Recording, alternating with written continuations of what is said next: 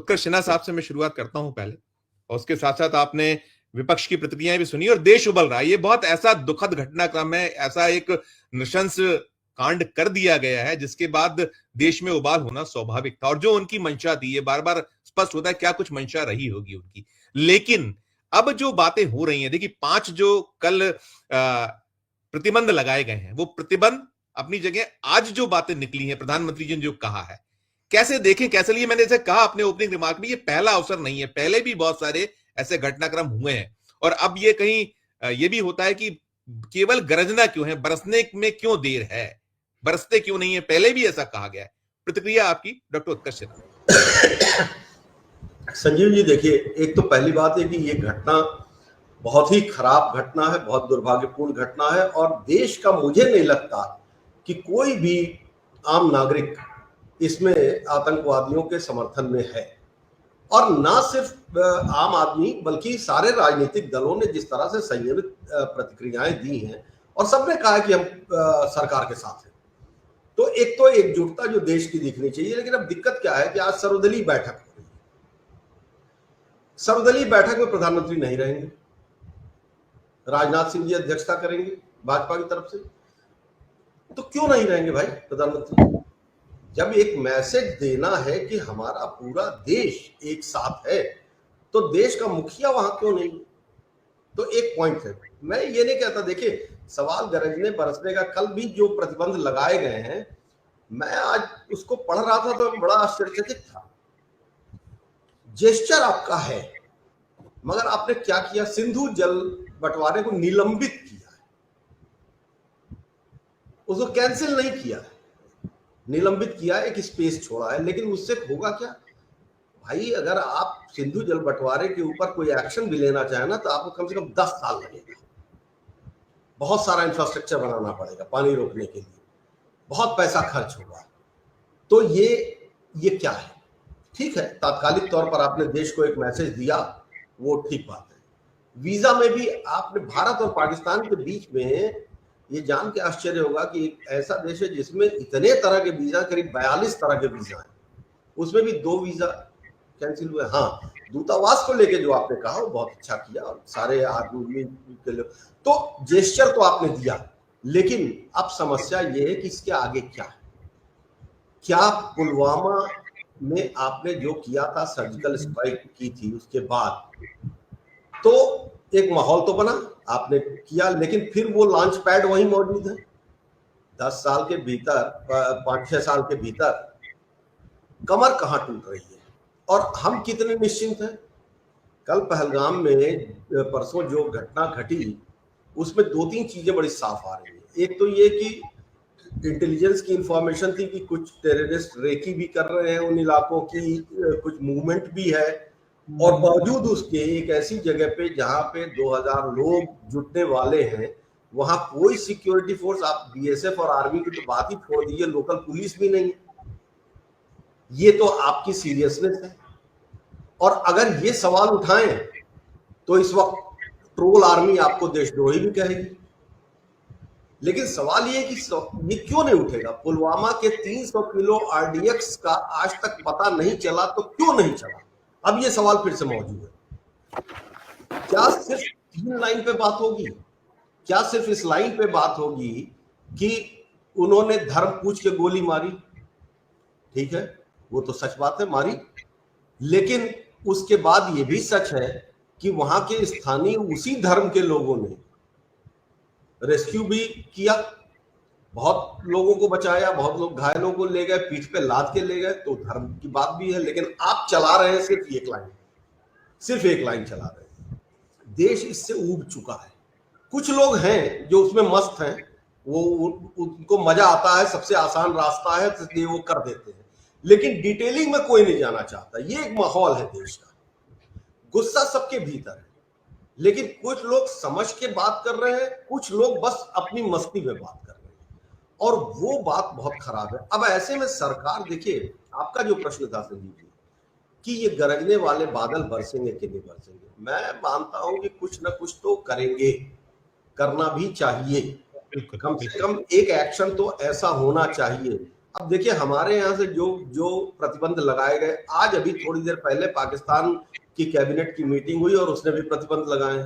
लगाती है उसने सारे जो द्विपक्षीय समझौते रद्द कर दिए, शिमला समझौते को भी रद्द करने जा रहा है, भी रद्द वो कर दिया, रोक दिया। लेकिन सबसे बड़ा उसने व्यापार के ऊपर बड़ा खुला स्टैंड ले लिया, और ना सिर्फ भारत पाकिस्तान के बल्कि पाकिस्तान के जरिए या भारत के जरिए जो जो इनडायरेक्ट ट्रेडिंग भी हो रही है उस पर भी ले लिया। हमने अपने ट्रेड के ऊपर कोई बात नहीं की, क्योंकि हमें मालूम है कि हमारे ट्रेड में सबसे बड़े बेनिफिशियरी कौन। तो सवाल ये कि एक अच्छा आर्म अटैक करना, मैं ये नहीं कहता कि एकदम से आप उठिए और पागलों की तरह जो है धावा बोल दीजिए, ये कोई बहुत अच्छी बात नहीं होती है किसी भी देश के। हालांकि सोशल मीडिया में बड़े क्रांतिकारी इजराइल का उदाहरण दे रहे हैं, लेकिन वो समझदारी नहीं है। हाँ, आपको स्ट्रेटेजिकली, प्लस आपके साथ क्या है, दुनिया इस वक्त भारत के साथ खड़ी है, एक बात। दूसरी बात, इस्लामिक कंट्रीज के वो 52 कंट्रीज के भीतर से भी 50 कंट्रीज आपके साथ खड़ी है।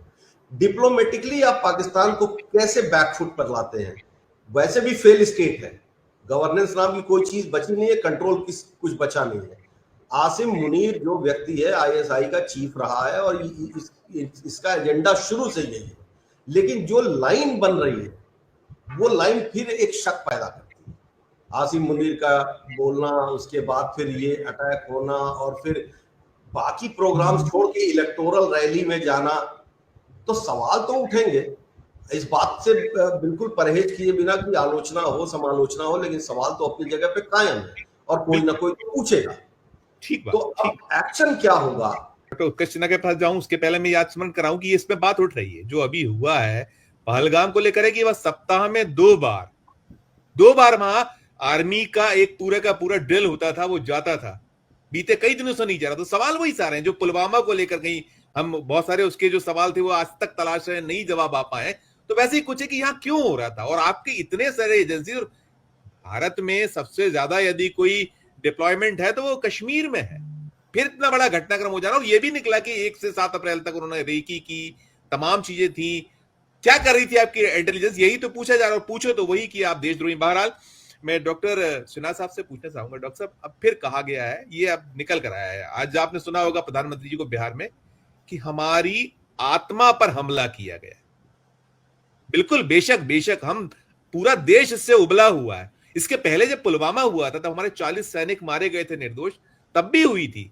आत्मा पर हमला होता है, लेकिन आत्मा आपकी नहीं कहीं उस तरीके से झकझोरती, अंतरात्मा नहीं उसमें कहीं सनसनाहट होती, ना आपका वो होता।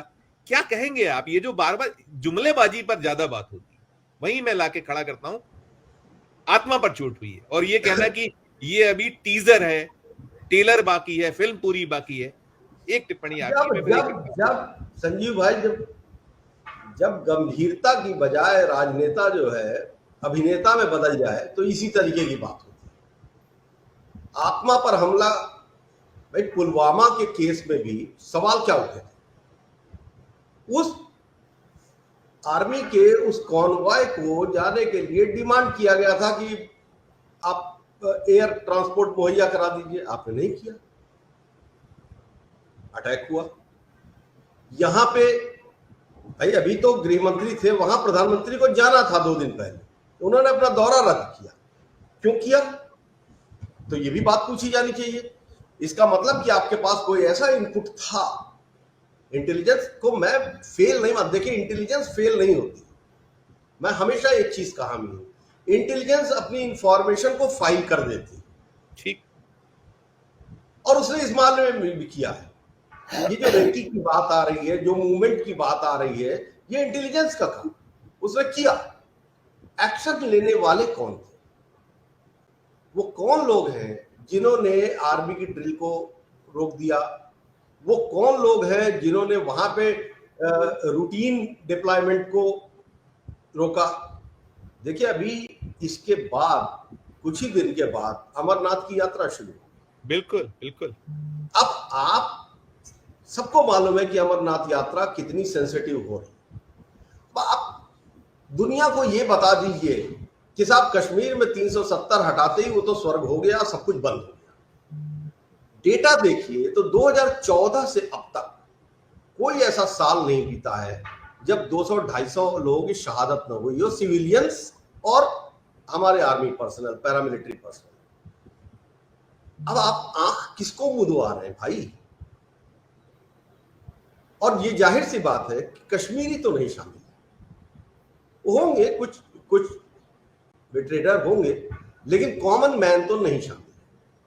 अब अगर क्रॉस बॉर्डर टेररिज्म नहीं रुक रहा है, अगर इतनी बड़ी घटना घट रही है, कहीं तो रिस्पॉन्सिबिलिटी फिक्स होगी। एग्जैक्टली, मॉरली फिक्स हो, एडमिनिस्ट्रेटिवली फिक्स हो। हम सब लोग ये चाहते हैं कि कोई तो ये कहे कि इसकी गलती थी। ठीक बात। एक हवलदार की नहीं, किसी सीनियर ऑफिशियल पर आए बात, उस पॉलिटिकल लीडर के ऊपर बात आए, कहीं तो आनी चाहिए, कोई तो रिस्पॉन्सिबल होगा। ऐसा नहीं हो सकता कि ग्राउंड खुला हुआ है। हम लोग लखनऊ में, गोरखपुर में, बनारस में नहीं है भाई, वो कश्मीर है। और कश्मीर को ओपन किया गया, ठीक है, 2 करोड़ लोगों ने कश्मीर टूर किया, हम लोग तो अक्सर जाते रहते हैं, तो फिर भी अभी इतना अंटागाफिल क्यों है आप? और अगर नहीं है तो आपने टाइमली क्यों ये सारी चीजें गड़बड़ की? ये फेल्योर है, और इस फेल्योर को हम सिर्फ इसलिए नहीं आंख मूंद लेंगे कि ये पाकिस्तान ने किया। पाकिस्तान ने आज पहली बार नहीं किया, बहुत बार पाकिस्तान की आईएसआई, पाकिस्तान ने टेररिस्टों को फंड किया, टेररिस्टों को भेजा। हमने मजार शरीफ का इंसिडेंट देखा, पूरी वैली पटी थी। हमने संसद पे हमला हुआ, लाल किले पे हुआ, अक्षरधाम पे हुआ, बहुत लंबी फहरिस्त है। हमने कांधार का किडनैप देखा। जी जी जी। तो हम क्लीन चिट पाकिस्तान को तो नहीं देंगे, लेकिन हम अपने लोगों से सवाल करेंगे जो उसके लिए जिम्मेदार है, चाहे वो ऑफिसर हो, चाहे वो लीडर हो। ठीक बात, ठीक बात।